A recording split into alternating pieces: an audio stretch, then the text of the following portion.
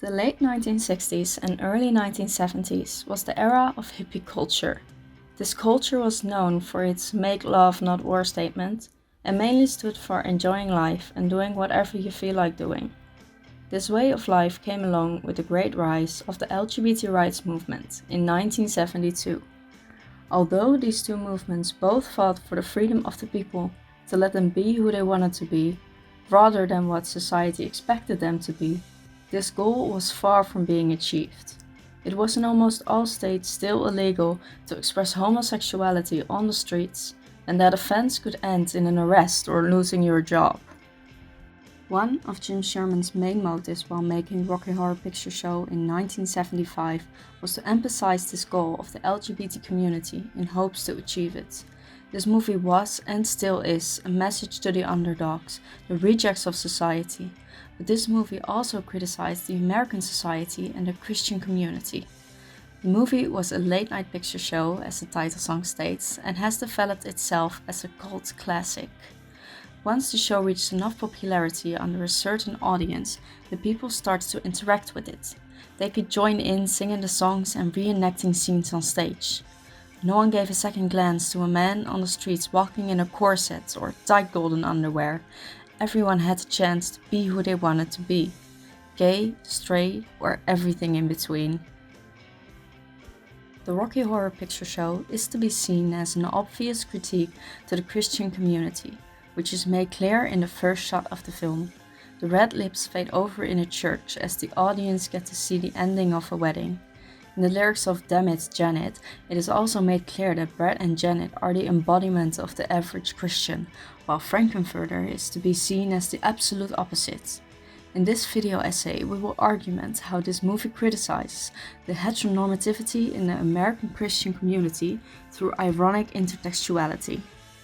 In the Rocky Horror Picture Show, there are multiple references to other horror stories to be found. A few of them are The Invisible Man, King Kong, and Frankenstein. References to The Invisible Man and King Kong are mostly found in songs and are mainly used to act as a comic rhyme. Frankenstein, however, can be seen as the biggest inspiration for the Rocky Horror Picture Show. Frankenfurter and his creature Rocky can be seen as one big parody of this classic horror story. These horror stories all have one thing in common. The monster in all these stories is just a misunderstood creature. The horror genre is mostly about the fear for the other. The other in The Invisible Man just wants his old life back.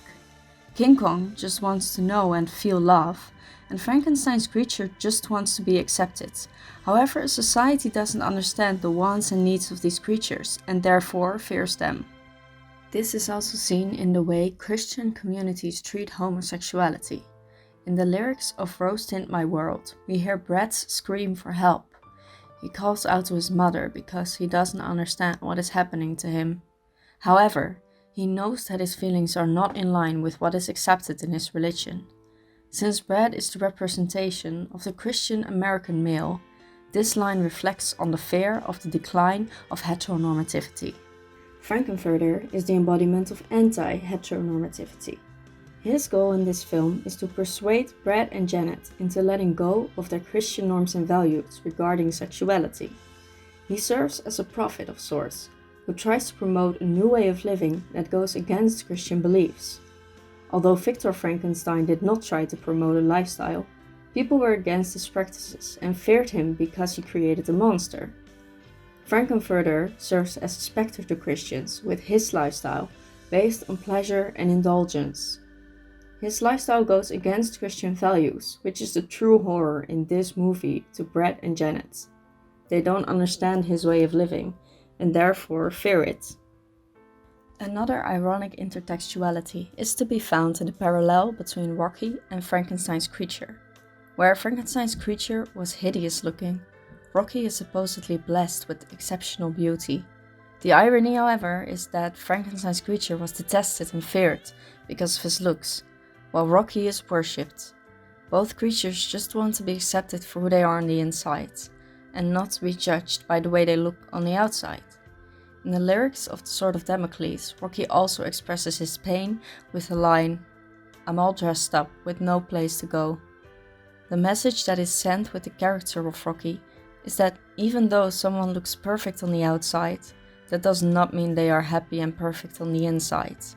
He feels the need to express himself, but doesn't get that chance from his creator, Frankenfurter. This is also reflected in the field of sexuality in Christianity. Christians consider the Bible as word from God, and in the Bible, heterosexuality is the norm. This prevents people with non-heterosexual desires from expressing their true feelings. When Rocky tries to save Frankenfurter, and with that proverbially tries to save the call for sexual freedom, he gets silenced by what can be seen as the American Christian society. A way that the American Christian society is depicted in Rocky Horror is through American Gothic, which brings us to the last argument, since this painting is referred to 3 times in the film.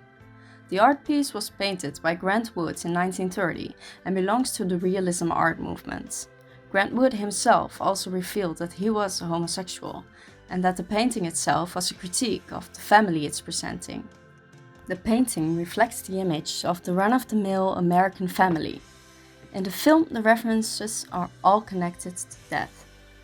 In the first scene of the film and the song Damn Janet, Riff Raff and Magenta are seen wearing comparable clothes to the farmer and his daughter in the painting. While looking the part of the average American family, they are seen dressing up at church for a funeral. According to Brown and Hoch, this scene can be seen as a prediction for the ending of traditional familial relations.